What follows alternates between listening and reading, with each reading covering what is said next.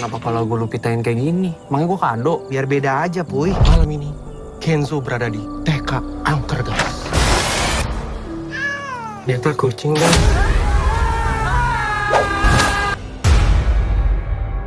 Coba bayangkan, ada hantu yang tugasnya menakut-nakuti manusia, namun justru takut sama manusia. Dan lebih parahnya lagi, hantu itu harus menakuti 100.000 orang demi mewujudkan keinginan terakhirnya. Inilah sebuah film horor komedi terbaru yang siap menghadirkan pengalaman berbeda dari kebanyakan film horor pada umumnya. Di saat banyak film horor berlomba-lomba menghadirkan jump scare, kutukan, dan teror, film ini memilih jalur yang berbeda karena menggabungkan horor, fantasi, komedi absurd, dan budaya pop Jepang hingga satir dunia media sosial dalam satu film yang segar dan tentunya menghibur. Proyek ini menjadi debut sutradara layar lebar dari Reza Arab yang selama ini dikenal sebagai konten kreator, streamer, musisi, dan figur populer di sosial media Indonesia. Lebih menariknya lagi, Reza Arab bukan hanya sebagai sutradara, tetapi ia juga ikut membintangi film ini. Di balik komedinya yang kocak dan terdengar absurd, ternyata film ini menyimpan kritik sosial yang sangat relevan dengan kehidupan masa kini, yaitu tentang mengejar viralitas, obsesi jumlah penonton,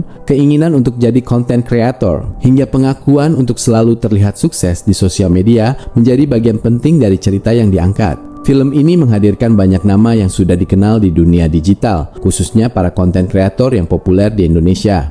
Sekarang kita masuk ke sinopsisnya.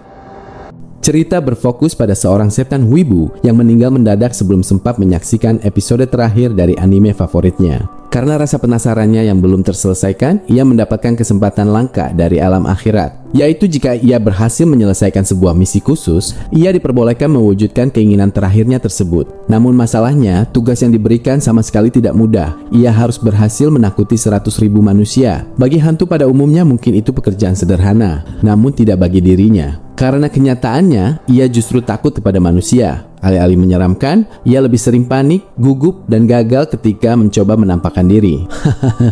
Kocak sih. Bahkan manusia biasa jauh lebih berani dibanding dirinya. Saat semua harapan tampak mustahil, lalu ia bertemu dengan sekelompok konten kreator horor yang sedang mengalami masalah keuangan. Dan sudah jelas mereka membutuhkan konten viral untuk menyelamatkan karir dan sumber penghasilan mereka. Nah, dari sinilah kerjasama paling aneh sekaligus absurd dimulai. Tugas sang hantu yaitu menjadi talent utama dalam berbagai konten horor yang mereka produksi. Awalnya semua berjalan demi kepentingan masing-masing. Para kreator mengejar viewers dan viralitas, sementara sang hantu mengejar impiannya untuk menonton episode terakhir anime favoritnya. Namun seiring berjalannya waktu, hubungan mereka berkembang menjadi sesuatu yang lebih dalam. Mereka mulai saling memahami, saling membantu, dan perlahan menjadi keluarga yang tidak pernah mereka miliki sebelumnya.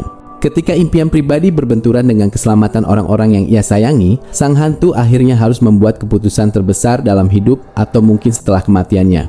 Apakah ia akan memilih memenuhi ambisinya sendiri atau mengorbankan semuanya demi menyelamatkan satu-satunya keluarga yang pernah menerimanya?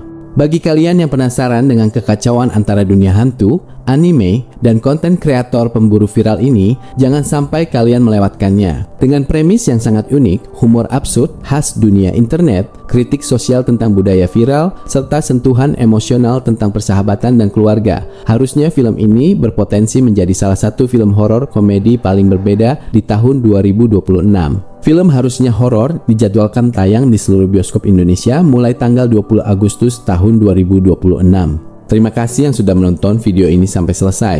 Sampai jumpa di konten selanjutnya.